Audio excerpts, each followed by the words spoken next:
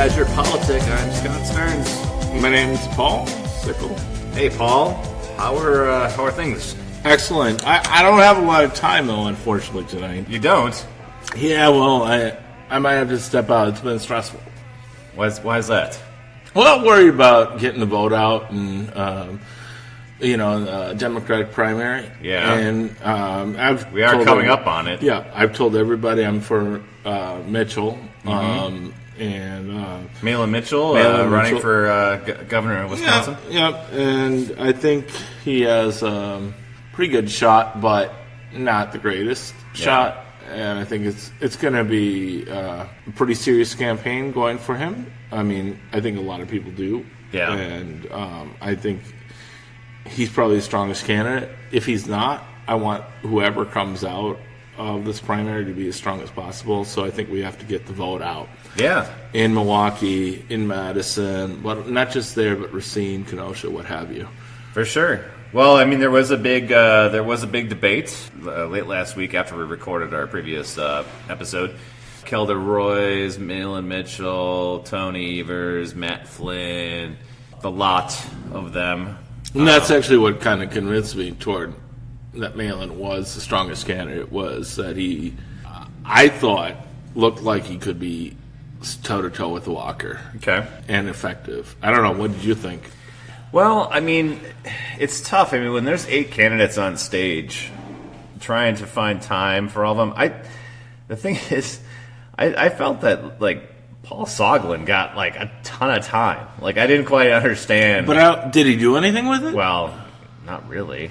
Nothing to really move his candidacy forward. And I thought Kelda had the biggest upside. Yeah. But I didn't see her, like, move on it. Like, she had coming in. By upside, I mean, I thought she had probably the most momentum of the sort of insurgent non-Evers candidate. Yeah. And she didn't really differentiate herself, I didn't think. Right. I thought Mitchell did. And that was my take on it. Well, and he's doing his whole beer and brewery tour now, which is, I think it's a novel approach, to kind of connect with Wisconsinites. Yeah. So we'll see. Right. But I would think, we talked about it previously. I do think it really is a Evers, Kelda, Malin race at this point. I think it's Evers to lose. Matt Flynn is hanging around, but I don't think he's going to overcome the lingering questions around the archdiocese stuff. I think you got to watch Mike McCabe. Yeah. I think is still there are energized people behind that campaign. So I think he could surprise in terms of the numbers. You got to watch out for McCabe. Yeah, no, definitely, and you also have to watch out for if he loses the primary. I mean, I think he once again in the debate. This is why I can't stand that he has a following, is that he said very clearly during the debate that he wouldn't take a party loyalty test. In other words, he wouldn't guarantee to back a Democrat. Which, if you care about any of these issues, how can you do that? Who else didn't do that in the presidential primary a couple of years ago for the Republicans? I mean, Trump had the same response. So you're saying McCabe's our Trump? I don't want to make a moral equivalence there. But what I would say, but I think McCabe. Trump carried Wisconsin, there is a little bit of You think that's a winning message? What I would say is that McCabe actually had, I think, a very good debate. Okay. Do you notice how he dressed down? I mean, he was wearing a collared shirt and jeans. A good friend of mine pointed out that's a position of privilege. Could a black candidate do that? Could a female candidate Probably do not. That? Probably not. That's not just speaking to Kelda and Malin. Because he's a middle-aged white guy, he can get away with the Friday casual wear. Every day is casual Friday. Because I'm going to come across as a guy that kind of grew up in Wisconsin and kind of knows the ways here. Right. Yeah. Blue jeans in high places. For sure. Optics go a long way, right? I mean, So. Yeah, but it just shows a level of being out of touch with base Democratic voters, which I think will come into play in the fall. Honestly, perhaps. Plus, I don't think he's going to raise enough money to compete. Well, he doesn't want to raise money. He doesn't want to. He doesn't want to have. And if he gets independent support, Walker will call him a hypocrite, which he already is. Probably. You sent me a text message with the whole thing. Yeah. And I think that might stick. It could. The only way he wins is for his message to get out. Yeah. The only way for his message to get out then is for independent expenditures to get to $5-6 million. I mean, at least. I would say though, just based on the messages, based on the message itself, I think McCabe actually did have a good debate. I think he came across as passionate. I think he spoke to a lot of the things that Democratic voters want to hear. I thought Mitchell had far and away the best debate. I don't know. You don't think that's your personal bias? No. Okay. No, I thought he broke down the issues pretty simply. He was good. He avoided, in a weird way, the Act 10 question that Mike Goucher asked him, and I thought it was actually remind our listeners if they haven't seen the debate, what was the Act 10 question? Now, it was sort of like, would you think people are paying their fair share? Would you get rid of Act 10 right away? Right. And he said, sure. I mean, the truth is I don't remember it verbatim. That's why you should check on our link. That was the gist of the question, yeah. Yeah, and I thought his was really good. It was yeah, of course I'd get rid of it. But he qualified it in terms of not doing it either day one, because if you don't have a Democratic legislature, obviously it's a non-starter. My answer, by the way, is just off the top of my head. Yeah. I mean, you caught me a little off guard. But I do recall what he said, though.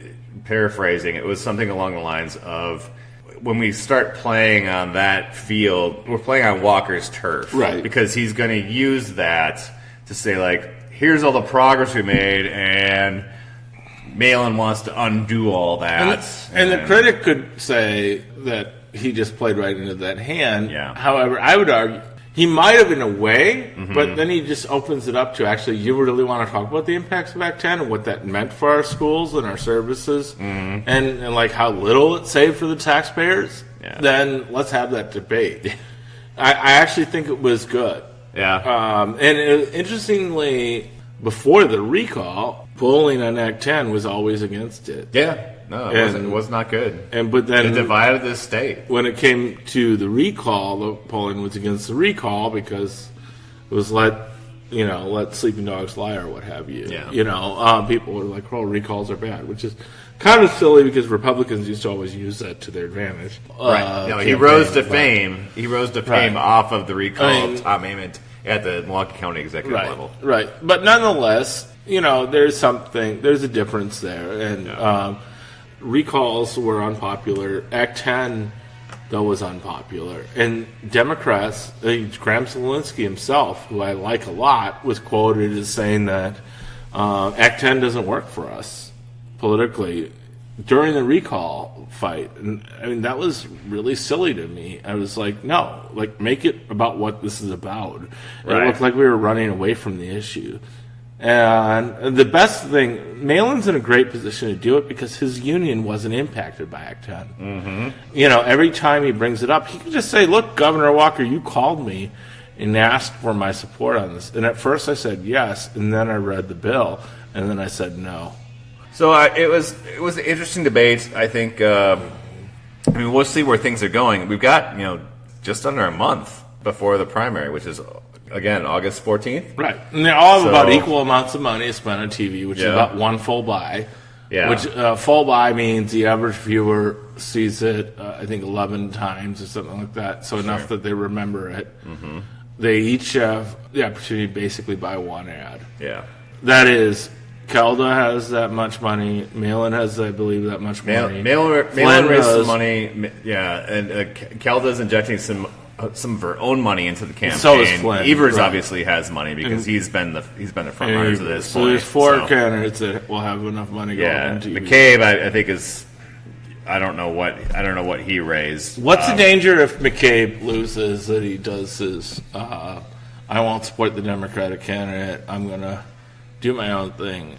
So if he doesn't support the Democratic nominee, what impact does it have? I don't know.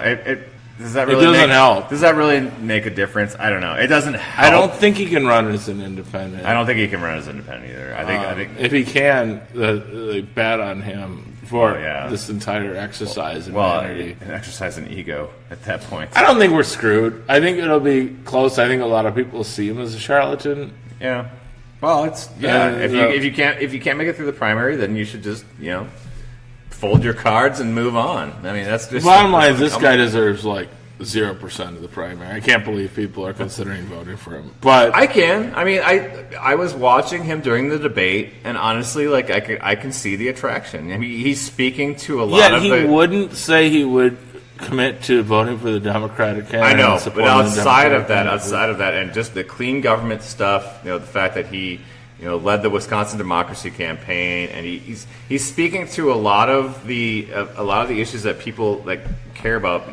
Wisconsin used to be known as a very progressive state, obviously, and so I want to talk about Trump, but I really don't have a lot of time. I know you got to step out.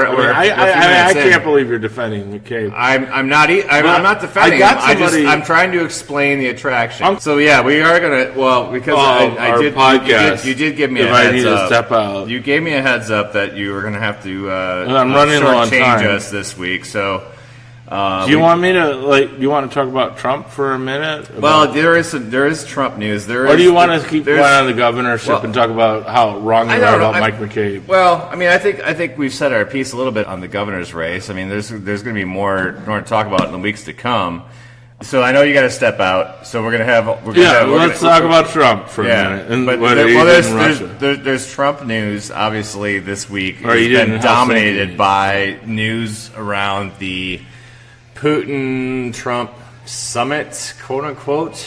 Obviously, the press conference yesterday was a fucking travesty. It was just, I mean, and it comes on the heels of Trump meeting with NATO leaders and talking about the European Union being a foe and all this, and he has all this animosity against traditional allies in the post-war world. Trump does, yeah.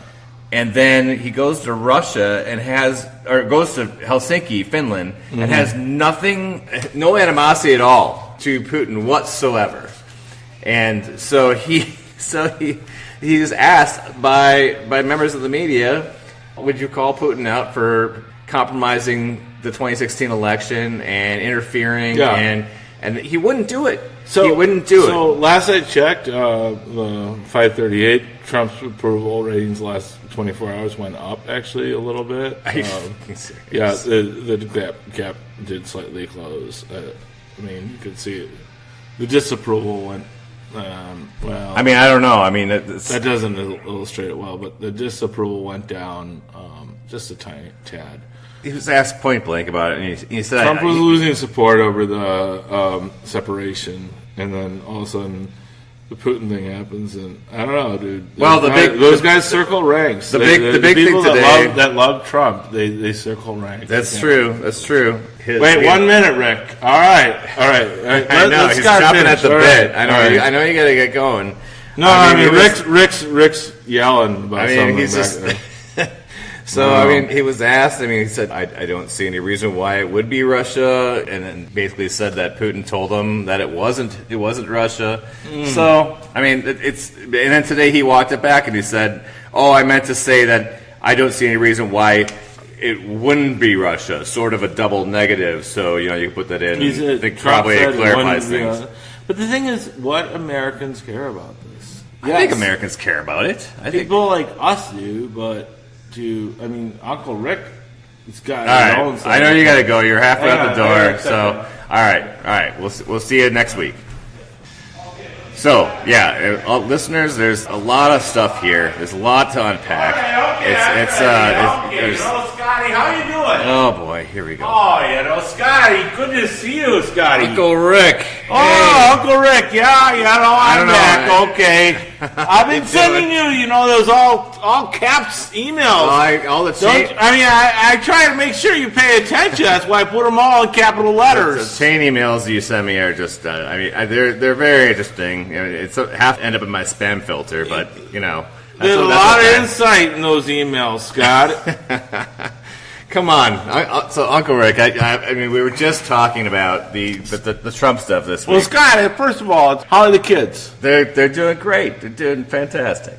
Really? Yeah. Okay. How's the commie wife of yours? She's not. It's not commie. She's Canadian. She's originally. Isn't that part of their constitution? No. I mean, they have. I mean, to be Canadian, you got to be commie. They get health care. That's a good thing. Well, that's a communist thing. I mean, sometimes you got to work for what you got. I'm pretty sure. Unlike Obama, all work for Rick.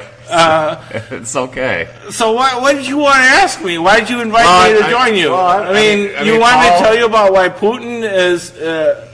Putin's doing Putin. Yeah. Trump's doing Trump. We got some businessmen finally taking care of things. Businessmen like Vladimir Putin? What are you talking about? He understands a little bit about business. And he seems to be able to take care of business and take care of he understands, what's going on. And he understands that Trump's a good businessman and he wants the best for America. Is that what it is? Okay. Yeah, all right. I mean, I got to give credit to President Donald J. Trump, though. Why is that? I mean, he stood up to Putin. It stood up with Putin. I don't know whether it was to or with Putin, but they were together. And had Obama, had Hillary done that? Can you imagine a crooked Hillary been up there with Absolutely. With Trump? I don't think she would have hesitated to call him out at all. I mean, why would you call him out though? Is she going to call out Trump? Uncle Richard. This is a guy. This is an international. Nobody leader. called me Richard except my. I'm just trying to get your attention. Okay. I mean, This is a guy who murders journalists, who poisons his political opponents. But journalists are like our number one threat to our security. Why do you want to? They always expose our secrets. They expose what makes America great. Journalists are. I believe in America. I mean, there are some good journalists. I mean, if you look at Breitbart, are they all on Fox News and Newsmax? I don't know about Fox News. They're a little bit middle of the road. I think they're kind of liberal media sometimes. But I mean, Breitbart, that's something you could trust. Yeah. I mean, can you imagine if Nancy Pelosi had been there with Trump, Putin out there in Helsinki? Yeah. No, absolutely. Where is Helsinki? Is Helsinki, Finland? That sounds like a nice Finland. Place. That's near, that's in the Mediterranean, right? No, it's overseas, part of Europe. If you're familiar with Europe. Well, it's the Mediterranean, close to Europe too. I probably should have brought the globe with me, just so we could have a reference point. Well, the world is still round, right? Last I checked. I heard you liberals want us to believe it's flat. No, I think that's not. I know you're a liberal, Scott. I love you though, anyway. It's great to see you. And I appreciate. I appreciate you stopping by. And that wife is a little left wing though for me. Well, it's a free country. Isn't that what makes us great? Isn't that what makes America great, Uncle Rick? Is the fact that we can have a great exchange of ideas. You gotta love that about America. Anyway, my wife Patty, she needs me home now, so I gotta go. All right. Anything else you want to cover? No, you're just gonna twist my words, just like I'm pretty sure. Just like Fox Media when they go a little liberal, I was giving you equal time. I figured, Breitbart. You kind of speaks for your Breitbart, Scotty. Do I? I think you should. You know what? I'll say. I'll be honest. I mean, I do like reading the right wing media because I think it's important to know. Breitbart's fair though. They're a little conservative. I mean, Fox is kind of center left, I'd say. And then where does the Drudge Report fall in that spectrum? Oh, they kind of gossip. They're a little conservative. Yeah. But that's National Enquirer. I don't know. My Patty always reads that and tells me the stories. You guys are subscribers? She just picks them up over at the supermarket. Oh, sure. She was just checking out buying your groceries. When she does Piggly Wiggly, she goes there and got it. Okay. Gets them. She brings them back for me. Oh, okay. So, I got to check out though. Go go see Patty here. Well, I appreciate you stopping by and speaking to our listeners and providing your insight into the goings-on and the current events of the day. Well, I mean, I would just... Anytime, Scott. I would just offer up that I think... I just thought your politics were going a little too liberal. I heard some of these Badger politics, but I got to go. I appreciate you stopping by, Rick. My wife, Patty's got to check her permits in the morning. Well, I know. You guys got priorities. You got things to do. Scott, good to see you. Good to see you, too. Stay nice to your wife, but keep an eye on her, okay? Yeah, we'll do that. All right. Thank you, listeners. We'll catch you next time. Forward.